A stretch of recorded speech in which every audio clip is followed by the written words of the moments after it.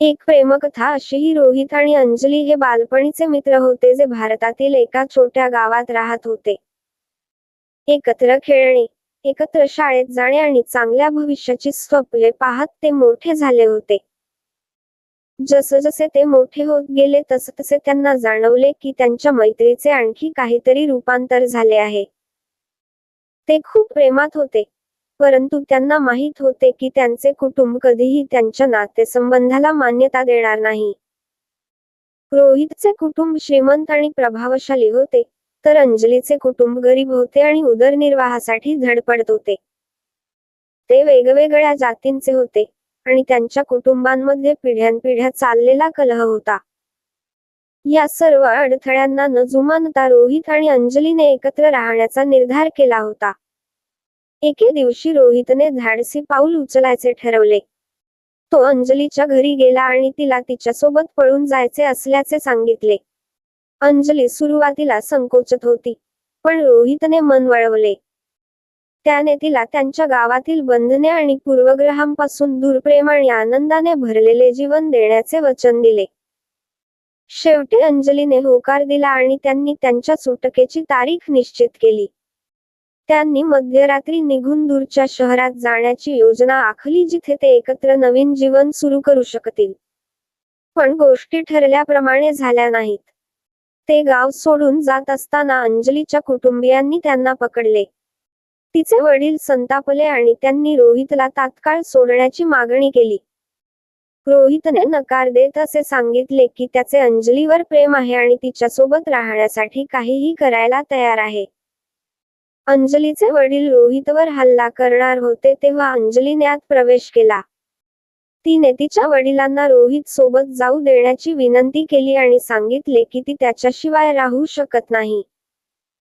तिच्या वडिलांचा राग आणि त्याच्या मुलीवरचे प्रेम यामध्ये फाटलेले होते, परंतु अखेरीस त्याने माघार घेतली.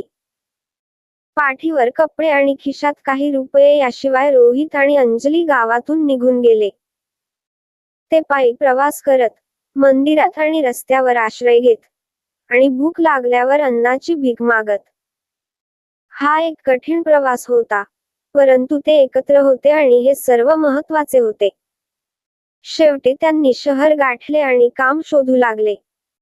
रोहितला मेकॅनिकची नोकरी मिळाली आणि अंजलीने घरगुती मदतनीस म्हणून काम करायला सुरुवात केली. त्यांनी झोपडपट्टीत एक छोटी खोली भाड्याने घेतली आणि एकत्र आयुष्य जगू लागले.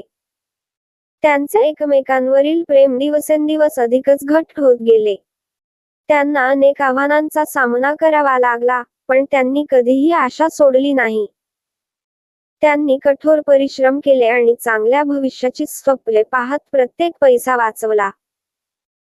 त्यांना लग्न करून एक कुटुंब सुरू करायचं होतं, पण त्यांना माहीत होतं की त्यांना आधी स्थिर जीवन निर्माण करायचं आहे. अनेक वर्षे गेली आणि रोहित आणि अंजलीच्या मेहनतीचे फळ मिळाले. रोहितने स्वतःचे मेकॅनिकचे दुकान सुरू केले आणि अंजलीला स्थानिक शाळेत शिक्षिका म्हणून नोकरी मिळाली. शेवटी ते एक छोटेसे घर घेऊ शकले आणि त्यांनी लग्न करण्याचा निर्णय घेतला. त्यांच्या कुटुंबियांनी तोपर्यंत समेट केला होता आणि ते प्रेम आणि क्षमाने भरलेल्या लग्नाला आले. रोहित आणि अंजलीला शेवटी कुठलीही भीती किंवा पूर्वग्रह न ठेवता आपलं प्रेम जगासोबत शेअर करता आलं. त्यांनी त्यांच्या नवसाची देवाणघेवाण करताच रोहितने अंजलीच्या डोळ्यात पाहिलं आणि म्हणाला, काहीही असो, मी तुझ्यावर नेहमीच प्रेम करीन. मी रोज सकाळी उठतो आणि रात्री शांत झोपतो हे कारण तूच आहेस. त्यावर अंजलीने उत्तर दिले, तू माझे जग आहेस, माझे प्रेम आहेस, माझे सर्वस्व आहेस. मी आयुष्यात चांगला जोडीदार मागू शकलो नसतो. त्यांची प्रेमकथा त्यांच्या समाजातील अनेकांसाठी प्रेरणादायी होती. त्यांनी एकत्र राहण्यासाठी सर्व अडचणींचा सामना केला होता आणि ते विजयी झाले होते. प्रेमाला सीमा नसते आणि जिद्द आणि मेहनतीने काहीही शक्य आहे हे त्यांनी सिद्ध केले होते. रोहित आणि अंजलीचे जीवन आनंदी होते. त्यांनी जाड आणि पातळ माध्यमातून एकमेकांना आधार दिला आणि त्यांचे प्रेम दिवसेंदिवस दृढ होत गेले. त्यांना 2 मुले, एक मुलगा आणि एक मुलगी होती आणि त्यांनी त्यांना प्रेमाने आणि काळजीने वाढवले. त्यांची मुले त्यांचा अभिमान आणि आनंद होते आणि त्यांना त्यांच्यापेक्षा चांगले जीवन मिळावे अशी त्यांची इच्छा होती. त्यांना उत्तम शिक्षण आणि संधी देण्यासाठी त्यांनी कठोर परिश्रम घेतले आणि त्यांच्या मुलांनी त्यांच्या अभ्यासात उत्कृष्ट कामगिरी केली. एके दिवशी त्यांचा मुलगा कॉलेजमधून घरी आला आणि त्यांना सांगितले की त्याचे एका वेगळ्या जातीतील मुलीवर प्रेम झाले आहे. रोहित आणि अंजली थक्क झाले. त्यांनी आपल्या मुलांना नेहमीच सर्व पार्श्वभूमीतील लोकांचा आदर करायला शिकवले होते आणि त्यांना त्यांच्यासारख्या पूर्वग्रहांचा सामना करावा लागणार नाही अशी आशा होती.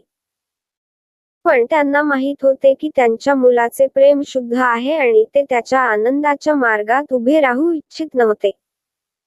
त्यांनी त्याला पाठिंबा दिला आणि त्याच्या मैत्रिणीचे त्यांच्या कुटुंबात खुल्या हातांनी स्वागत केले. त्यांच्या मुलीने त्यांच्या पावलावर पाऊल ठेवून वेगळ्या धर्मातील मुलाशी लग्न केले. रोहित आणि अंजलीला त्यांच्या मुलांचा आणि त्यांना मिळालेल्या प्रेमाचा अभिमान वाटत होता. त्यांना माहीत होते की त्यांच्या प्रवासामुळे त्यांच्या मुलांना अडथळे आणि पूर्वग्रह तोडण्यास मदत झाली आहे आणि त्याबद्दल ते कृतज्ञ आहेत.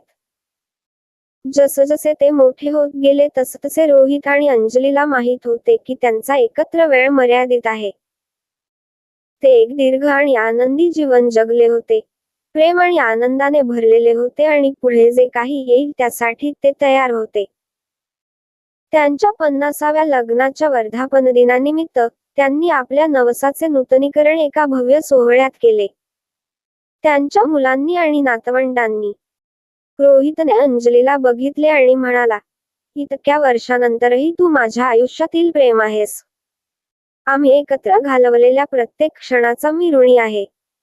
अंजलीने उत्तर दिले, आणि अजूनही तूच आहेस जो माझ्या हृदयाचा ठोका चुकवतो. आम्हाला एकत्र आणल्याबद्दल मी दररोज देवाचे आभार मानते. कोणत्याही अडथळ्यावर मात करण्यासाठी त्यांची प्रेमकथा प्रेमाच्या सामर्थ्याचा दाखला होती. प्रेमाला कोणतीही सीमा, जात, धर्म, कोणताही पूर्वग्रह नसतो हे त्यांनी दाखवून दिले होते. त्यांनी त्यांचे जीवन त्यांच्या स्वतःच्या अटींवर प्रेमाने आणि दृढनिश्चयाने जगले होते आणि त्यांनी इतरांनाही ते करण्याची प्रेरणा दिली होती. सूर्यास्त पाहताना त्यांनी हात धरला. रोहित आणि अंजलीला माहीत होते की त्यांचे प्रेम कायम राहील, ते गेल्यानंतरही. त्यांनी प्रेम, आशा आणि लवचिकतेचा वारसा सोडला होता, जो येणाऱ्या पिढ्यांना प्रेरणा देत राहील. एक प्रेमकथा अशीही अशाच प्रकारच्या लव्ह स्टोरी सामग्रीसाठी सबस्क्राईब करा.